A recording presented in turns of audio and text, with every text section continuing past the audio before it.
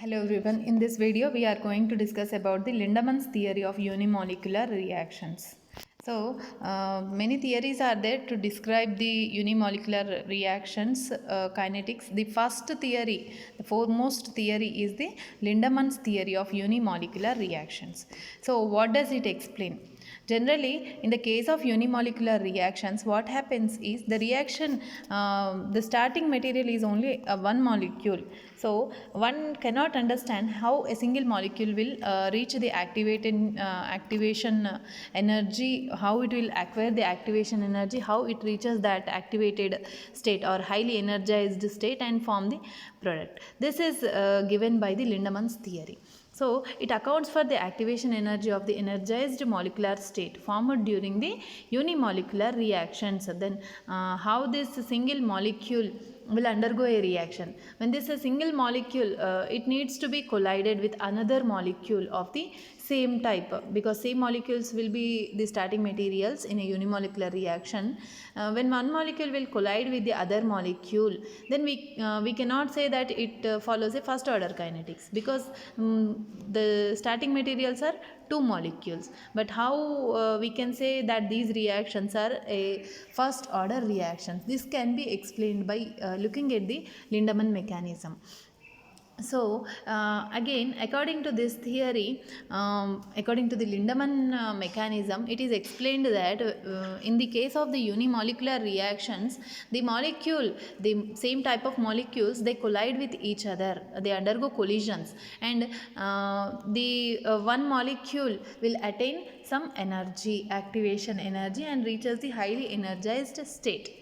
Okay, so this molecule, highly energized state, this molecule which is acquiring the highly energized state by taking up the energy due to the collision, this molecule, according to the Lindemann theory, it must remain at that state up to some time. That is, there must be some time lag before the formation of the products. Means if that particular activated energized state remains in that level up to a fraction of second, then it can form the product. Means that activated state can undergo decomposition into products, or it may revert back into the starting material. Because see here, if the activated state, if it undergoes further collision, it gets deactivated. First collision makes activation of the molecule, and the second collision deactivates that molecule. So it may be activated or it may be deactivated. First of all, it will be activated, and that activated molecule may form the product by decomposing, or it may revert back into the reactant by getting deactivated.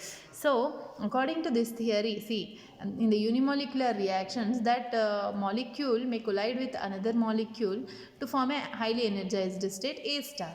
So for that, the formation of the energized state, rate constant for the formation of the energized state is K1.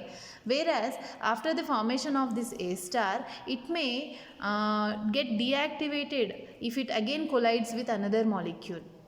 So after deactivation, again it will form the normal molecules. So this rate of backward reaction, or rate of the deactivation of this A star, for that the rate constant is K inverse. Okay, K minus 1. So this one, A star, again it may form the product, okay, by decomposition. So decomposition of A star is given by the rate constant K2. This is a slow step, or the rate determining step. That is, from here, by looking here, we can understand that the formation of product, this formation of the product solely depends upon the concentration of this activated state. If there is a high concentration of molecules at the activated state, then the product will be formed more. So the formation of the product, or the rate of the formation of the product, or depends on the decomposition of the A star. Okay, or the this formation or the concentration of the A star. So this K2 rate depends on this A star. So we can write like this: The rate of formation of products is directly proportional to the concentration of the activated state, as said earlier. So rate can be written as nu symbol also. So rate is proportional to A star concentration, activated state concentration or energized state concentration. So the rate of the formation of the product is equal to K2 into A star. It is given by the equation 1. Now, according to the steady state hypothesis, rate of formation of this intermediate will be equal to its rate of disappearance. So, rate of formation will be equal to the rate of disappearance of that energized state. So, rate of formation is given by K1 into A square. That is here.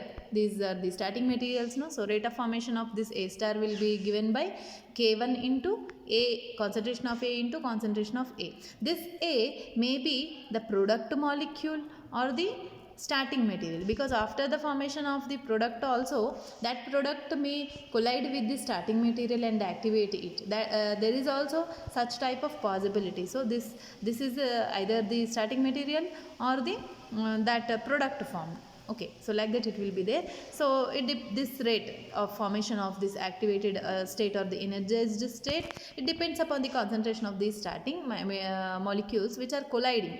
So the rate can be given by K1 into A into A. Okay, here it is given like this, K1 into A equal to the rate of disappearance. What is the disappearance here? See, this A star may get deactivated into these products, deactivated into starting material, or it may get decomposed into the product. So there are two possibilities for the disappearance. One is it may get deactivated or it may get decomposed. So both are there. So for that both we are writing here K inverse into A star into A, here this one. The rate of the deactivation, here one is rate of deactivation and rate of the formation of the product. Both are they give the disappearance of the A star. So here we can write this backward step as K inverse into A star into A concentrations, whereas the formation of the product is K2 into concentration of the A star. So that we are writing.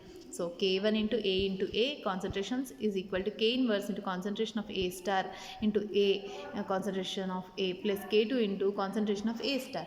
Then here we can write K1 A square equal to A star into K inverse into A plus K2 by taking this A star as the common thing here in these two. So A star is taken out and we are writing this thing K inverse into A plus K2 inside the bracket.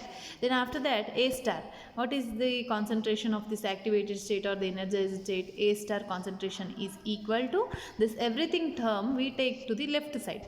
So A star equal to K1 into A square, K1 into A square divided by K inverse into A plus K2. This is given by equation 2.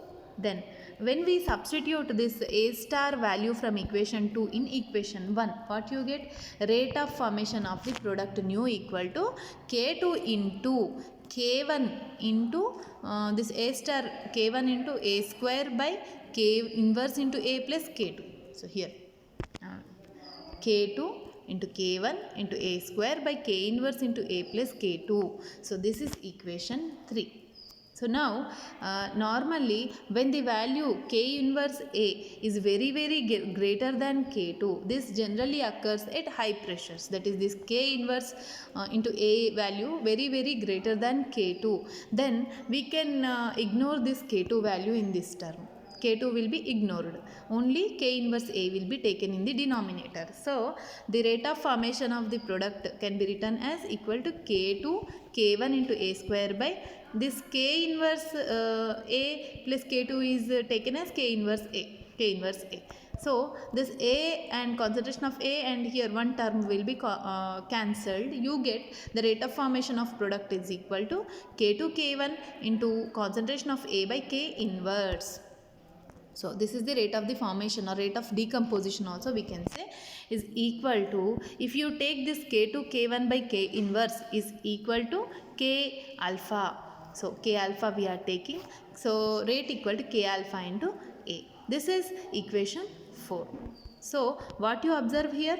rate of decomposition or rate of formation of the product, it depends upon only on the concentration of this A term, only upon the concentration of this A, only one term, one concentration term, the rate is depending. So this is first order kinetics. This follows first order kinetics, and this K alpha will be the first order rate constant at higher pressures, because if we consider at higher pressures, this K inverse A will always be very greater than K2.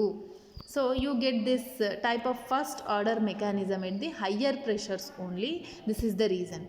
And what happens at lower pressures? At lower pressures, this K2 value is very greater than K1, K inverse A. This K2 very greater than K inverse A. So this, in this whole value, you can ignore this K inverse into A at the low pressures. Only K2 is taken here. So what you get, rate of formation of the product equal to K2 K1 into concentration of A square by K2 only. So you are ignoring this K inverse A here in this. So rate of formation of product equal to K2 K1 into A square by K2. This K2 and this K2 gets cancelled. So what you get, rate of formation of product equal to K1 into concentration of A square. So from this equation, what you can say here, rate of formation of product is only depending upon the two concentration terms. It is depending on two concentration terms, because at the power you have two concentration terms. So this is a second order kinetics. It follows the reaction of the unimolecular, this unimolecular reaction follows second order kinetics at lower pressures. So according to this equation. So this is the theoretical calculations, and according to the experimental values also it is observed the same. That is, at low pressures, the unimolecular reactions are second order reactions. At high pressures, the unimolecular reactions are first order reactions. See here. This is, K1 is the second order rate constant at low pressures. So what is happening with the pressure change from high pressure to low pressure, the first order reactions are converting into second ordered reactions, or the kinetics is changing. First order kinetics changes to second order kinetics. So this is according to the Lindemann's theory. So you can see here. So this activated energized state, according to the Lindemann mechanism, this energized state will have a time lag. So where if within that time it may form the product, or it may revert back, or it gets deactivated into the starting material. Okay. So this is about the Lindemann theory. Thank you.